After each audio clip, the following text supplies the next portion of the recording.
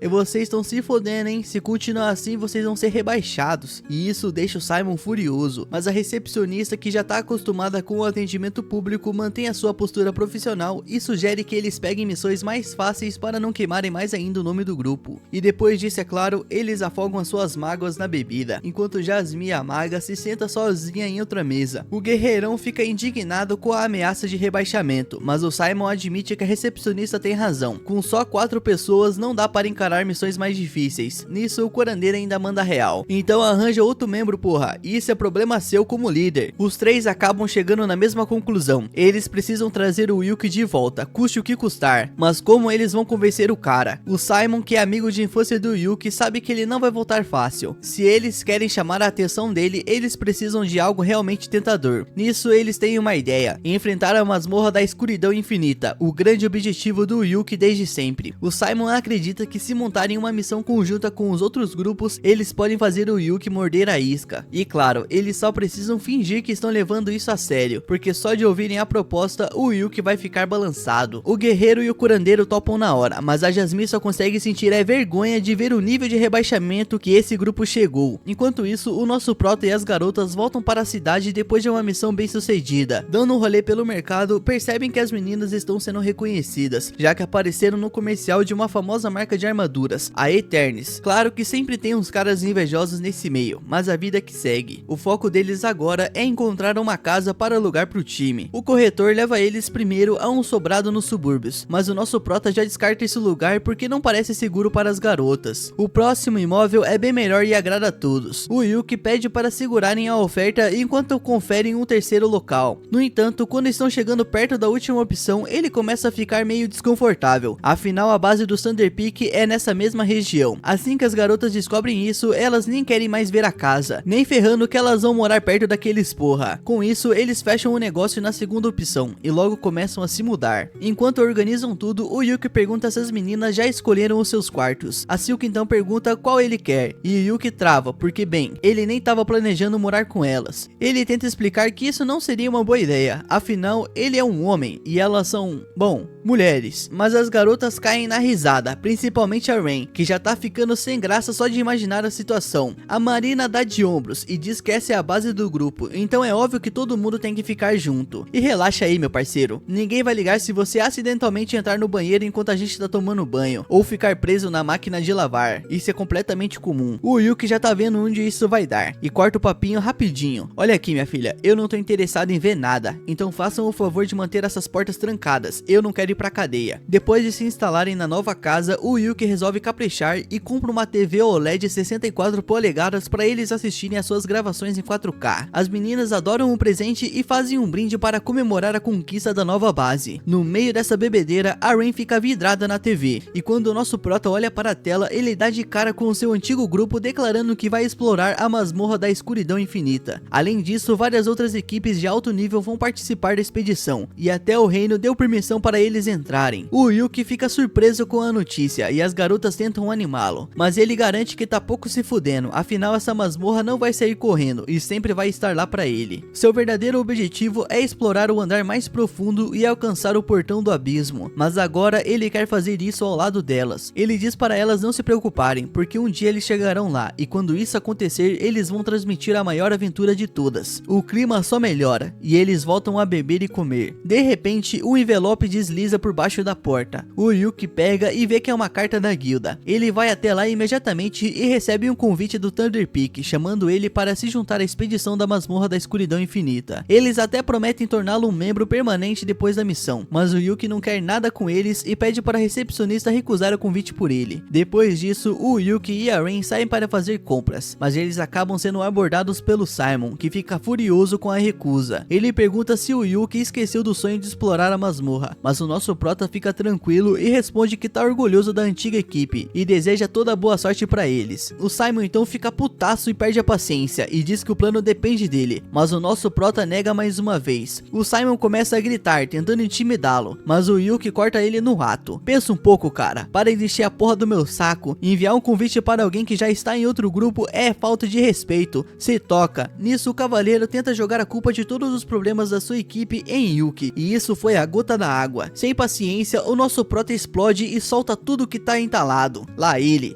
lembra Simon de como jogavam todas as tarefas nele, menos a luta, e de como nunca valorizavam seu esforço. O Simon fica chocado com esse desabafo, mas a Rain segura a mão do Yuki tentando acalmá-lo. O Simon tenta mais uma vez convencê-lo a voltar, prometendo que tudo será diferente, mas o nosso prota só responde que já é tarde demais. Ele escolheu ficar com a sua nova equipe, a Clover, e o destino do Thunder Peak já não é mais problema dele. Segurando a mão de Rain, ele vai embora, enquanto Simon frustrado xinga, dizendo que vão dar conta sozinhos. 2 semanas depois, o Yuki é chamado pelo mestre da guilda, que fala sobre algumas anomalias que estão surgindo nas masmorras da região, um sinal claro de que uma grande invasão de monstros está por vir. Até os estudiosos do reino acham o mesmo, e por isso o governo autorizou a exploração da masmorra da escuridão infinita. O Yuki percebe que a situação é muito mais grave do que imaginava. Então o mestre da guilda oferece uma missão. Ele quer que o time do Yuki investigue a masmorra. O Yuki recusa na hora, dizendo que isso é muito arriscado e que já tem outras equipes de alto nível para fazer isso, como o Thunder Peak. Mas o mestre da guilda informa que as duas equipes, incluindo o Thunder Peak, desistiram. Ele então entrega um relatório com um único registro já feito da masmorra, relembrando Yuki de que seu sonho é chegar no fundo dela. O velho reforça que precisam de alguém com as habilidades e o conhecimento dele para liderar a investigação, e para garantir, ele ainda entrega um pergaminho de saída, um item raríssimo que permite escapar da masmorra a qualquer momento. O Yuki estranha tanta insistência e pergunta o motivo disso, e o mestre da guilda responde que ele é o único em quem pode confiar essa missão. Logo depois, a recepcionista aparece e entrega um convite oficial do rei para o Yuki. Ele percebe que recusar agora vai ser complicado, e diz que precisa consultar o seu grupo antes de dar uma resposta final. De volta para casa, o Yuki explica tudo para as garotas e sugere que recusem, mas para sua surpresa, elas discordam. Segundo elas, tendo o melhor equipamento e com um pouco de sorte, eles podem encarar essa investigação.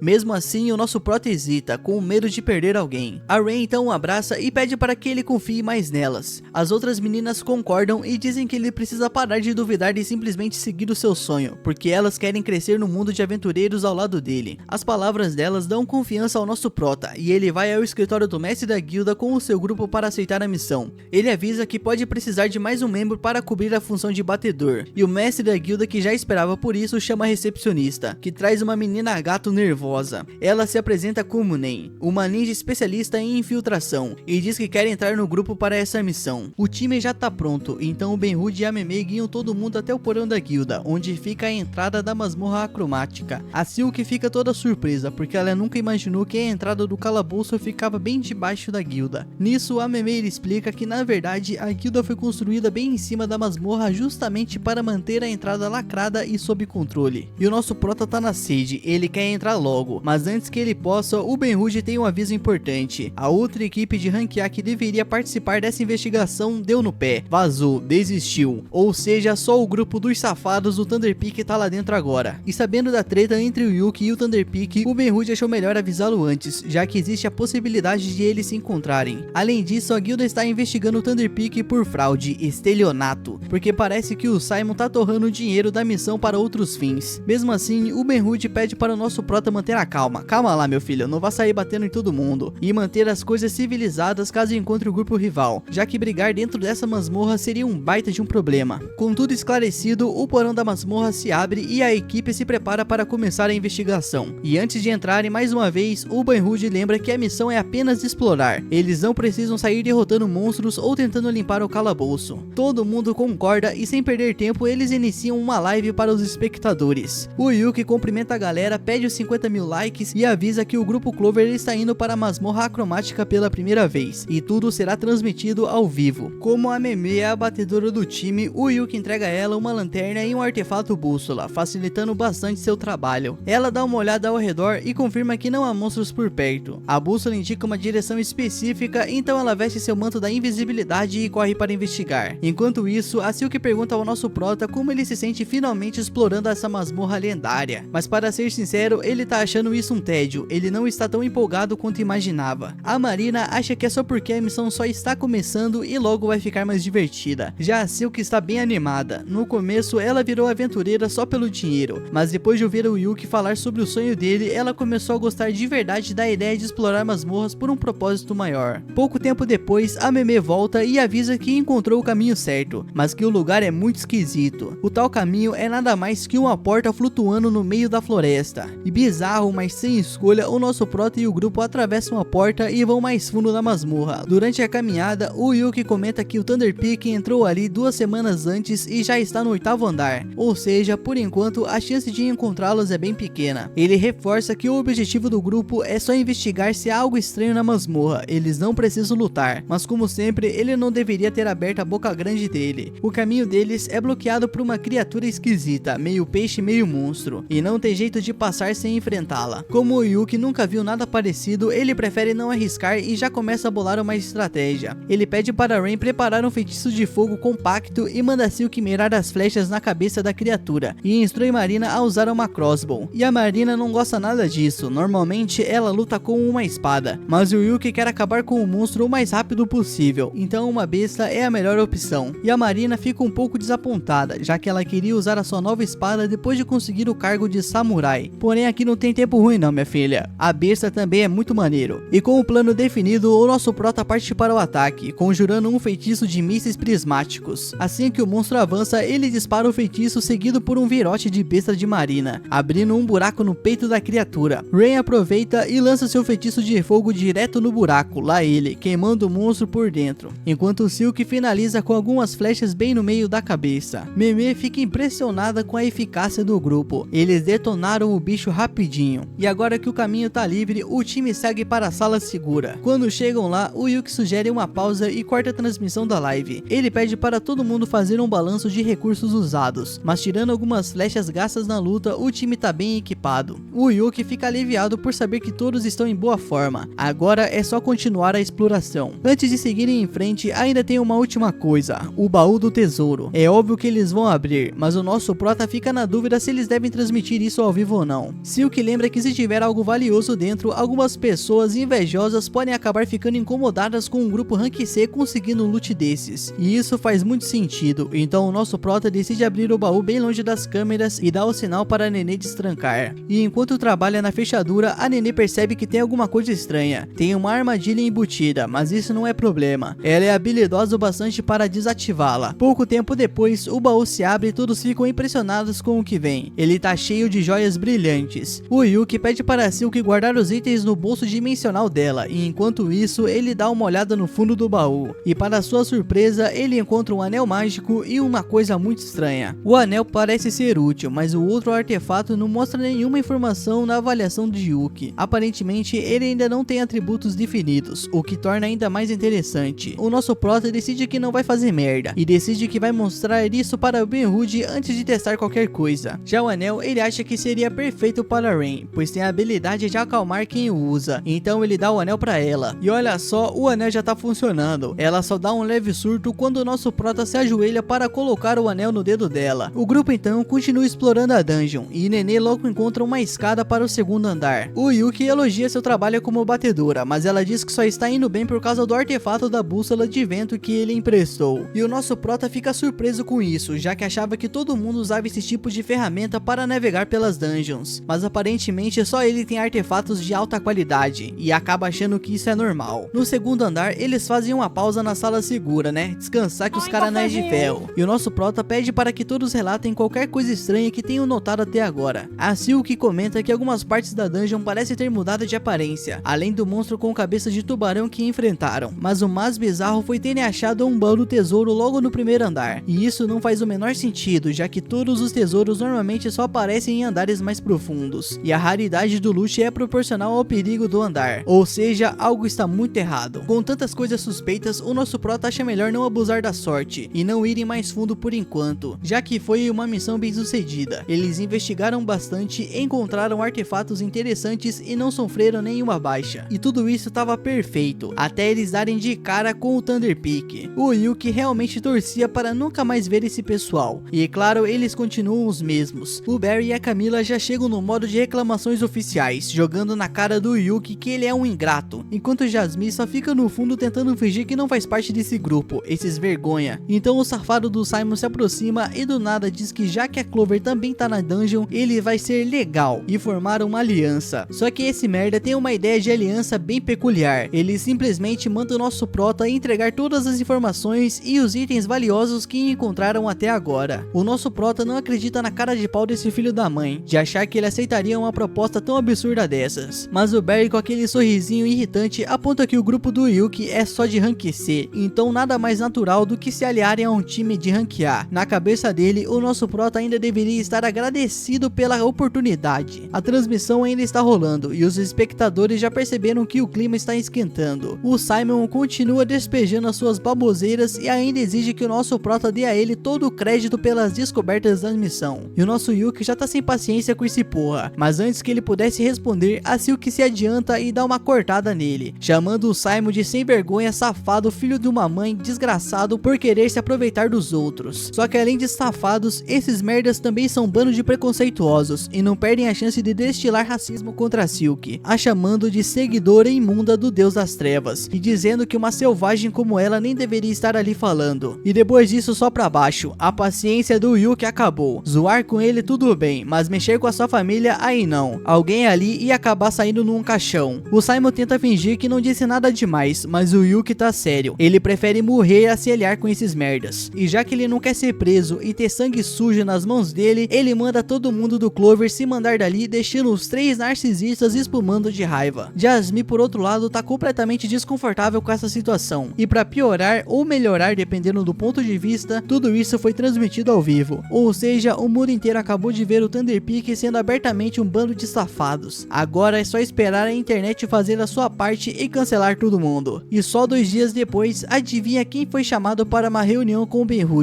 Pois é, os safados do Thunder Peak. O Ben-Hur já chega jogando a bomba. Nos últimos dias choveram de denúncias contra eles. Primeiro, os patrocinadores acusaram o grupo de desviar dinheiros de uma missão. Depois, 2 denúncias de direitos civis do Conselho Élfico e do Reino de Welmélia por racismo contra Silk. E pra fechar com chave de ouro, uma queixa oficial da própria guilda. O Ben-Hur dá a chance desse safado do Simon se explicar, mas infelizmente o bom senso foi algo que ele nunca teve. Ele simplesmente solta tipo irmão, eu não fiz nada de errado, que se foda. E ainda culpa a Clover por deixar um elfo imundo falar com ele. E esse merda mal termina a frase e já leva um socão na boca. O Ben-Hur tá putaço e nem tenta esconder. O Simon, por outro lado, ainda não entendeu o tamanho da encrenca que ele se meteu. Então o Ben-Hur explica: um time de rank A reconhecido pelo reino acabou de ser pego no flagra sendo racista com um elfo negro. E isso pode ferrar a relação do reino com os elfos. Mesmo assim, o Simon acha que é exagero, mas o Ben-Hur agarra ele pelo colarinho e manda real: ô seu lixo, você é um merda mesmo, né mano? Você não percebe o tamanho da bosta que você fez. Você pode acabar colocando tudo a perder. E por isso, o Thunder Peak vai ter que fazer um pedido de desculpas público agora mesmo. E além disso, eles podem dar adeus à licença de aventureiro. Quem sabe até mesmo do próprio reino. E finalmente a ficha dele começa a cair. O Simon tenta argumentar dizendo que sem eles ninguém vai conseguir completar a missão da Dungeon Acromática. Mas o Ben-Hur já tem a resposta na ponta da língua: eu não preciso mais de vocês, seus merdas. O Clover provou que consegue se virar e trabalha muito bem em equipe. Aliás, eles agora são oficialmente um time de rank A. O Simon fica sem palavras. Isso não pode estar acontecendo. Mas o Ben-Hur não quer mais perder tempo e manda ele sair da sala e preparar algo para tal transmissão de desculpas. Só que pedir desculpas, isso nunca. O Simon acha que não fez nada de errado e claro, ele joga toda a culpa no Yuki, porque foi por causa da live dele que tudo isso aconteceu. E ele agora quer vingança. E aí do nada, alguém chama o Simon num canto e diz que tem um plano para colocá-lo de volta ao topo. E de quebra se vingar do Yuki e do Clover. E o Simon, claro, fica muito interessado nessa proposta. No dia seguinte, Marina se encontra com o Yuki porque finalmente descobriu alguma coisa sobre aquele artefato bizarro que acharam. Ela já até sabe como usar, mas ela precisa da ajuda dele para fazer funcionar. Sem muita enrolação, ela pede para ele segurar a caixinha e pensar nela. O nosso prota faz isso e bem, a caixa preta se transforma numa katana gigante. Nisso ele fica de boca aberta, nem nos sonhos mais malucos ele imaginou que isso fosse possível. O nosso prota já tá doido de curiosidade e pede para a Marina explicar como aquilo funciona, mas ela só dá um sorrisinho misterioso e diz que é segredo, meu nobre, não vou te contar não. Alguns dias depois, o Ben-Hur junta a Clover e o resto do time para mais uma expedição na escuridão acromática. Nisso a transmissão ao vivo começa e eles pedem os 50 mil likes pra galera e avisam que já estão indo para a segunda expedição do desconhecido. O plano deles é chegar na escadaria do 3º andar e ficar de olho em qualquer coisa suspeita no caminho. E por enquanto tá tudo tranquilo, eles passam pelo 1º andar sem nenhuma treta, mas assim que sobem pro 2º andar eles têm uma surpresa, simplesmente um campo aberto vasto sem paredes e com um céu azul. As garotas piscam umas 3 vezes tentando processar, como assim eles ainda estão dentro de uma masmorra se tudo ao redor parece um campo aberto de verdade. O nosso prota, por outro lado, lembra de registros sobre os andares que imitam áreas externas, então tecnicamente não é um absurdo. O problema é que esse tipo de andar geralmente só aparece depois do 20º, e eles ainda estão no 2º, o que tá muito errado. Querendo ter uma visão melhor, o Yuki percebe que se esqueceu de trazer um telescópio, mas aqui não tem crise não, porque a Rain sabe um feitiço de visão telescópica, e sem pensar 2 vezes, ele levanta ela nos ombros para facilitar a sua visão. A mina dá uma boa olhada no lugar, e no começo não tem nada demais, até que ela avista uma casinha solitária do outro lado do campo, e como é a única coisa visível no ambiente, o grupo decide ir até lá. Assim que eles chegam perto da casa, já notam algo estranho. Ela parece recém-construída, mas ficam se perguntando quem em sã sã consciência construírem uma casa no meio de uma masmorra. E antes que eles possam encontrar uma resposta, a porta simplesmente abre sozinha e uma velhinha simpática aparece sorrindo como se eles fossem parentes distantes. Ela dá as boas-vindas e diz que é ótimo receber visitas e convida todo mundo para entrar e tomar uma xícara de chá com torta. E é aí que o nosso prota sente aquele frio na espinha. Uma senhora safada morando sozinha num lugar cheio de criaturas que podem te mastigar como petisco, isso não faz o menor sentido. O golpe tá aí, cai quem quer. E o nosso prota, já percebendo a maldade, solta um riso seco. Tá bom, minha filha, se isso não for uma armadilha, eu tô pronto para sair aí apertando as mãos de goblins amigáveis, sem chance. E antes mesmo que alguém cogite aceitar a sua oferta, ele já corta. Ninguém vai botar o pé dentro dessa casa. Nisso a resposta do grupo faz a velhinha suspirar. E então tudo muda. O céu escurece do nada e a casa começa a crescer e se distorcer como se tivesse vida própria. E a velhinha safada simplesmente desaparece, dando lugar a uma jovem de beleza inumana. Ela encara o nosso prota com uma expressão que mistura desapontamento e diversão. Ela diz que ele quase caiu no truque dela, mas no último segundo ele fez a escolha certa. Nisso o Yuki engole seco, lá ele. O que quer que seja aquilo não é um inimigo aleatório da masmorra. E como se a situação já não fosse ruim o suficiente, outra figura surge. O Yuki sente o coração afundar. Ele conhece essa mulher e murmura que o nome dela é Persone, a deusa que brinca com a vida e a morte como se fossem peças de um tabuleiro. Persone sorri, claramente intrigada. Ora,